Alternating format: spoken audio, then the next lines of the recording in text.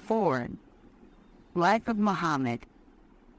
Arab society had no status and no rights. Among them, it was thought honorable to put baby girls to death.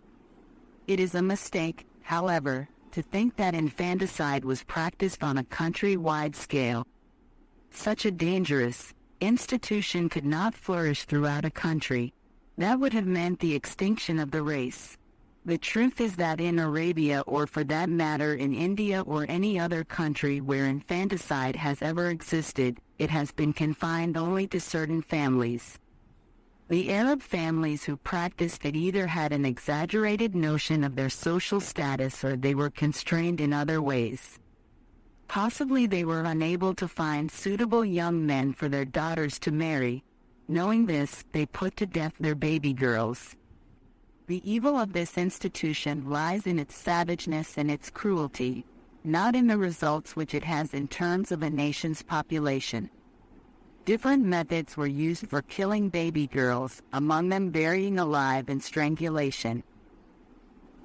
Only the real mother was regarded as a mother in Arab society.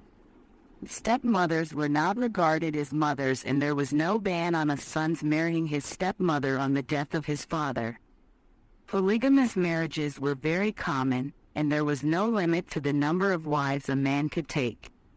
More than one sister could also be taken to wife by the same person at one and the same time. The worst treatment was meted out by combatant sides to one another in war. Where hatred was strong, they did not hesitate to split the bodies of the wounded, take out parts and eat them in cannibal fashion. They did not hesitate to mutilate the bodies of their enemies. Cutting off the nose or ears, or plucking out an eye was a common form of cruelty practiced by them. Slavery was widespread. Weak tribes were made slaves. The slave had no accepted status. Every master did as he liked with his slaves. No action could be taken against a master who maltreated his slave. A master could murder his slave without having to answer for it. If one master murdered another's slave, even then the penalty was not death. All that was required of him was to compensate the aggrieved master suitably.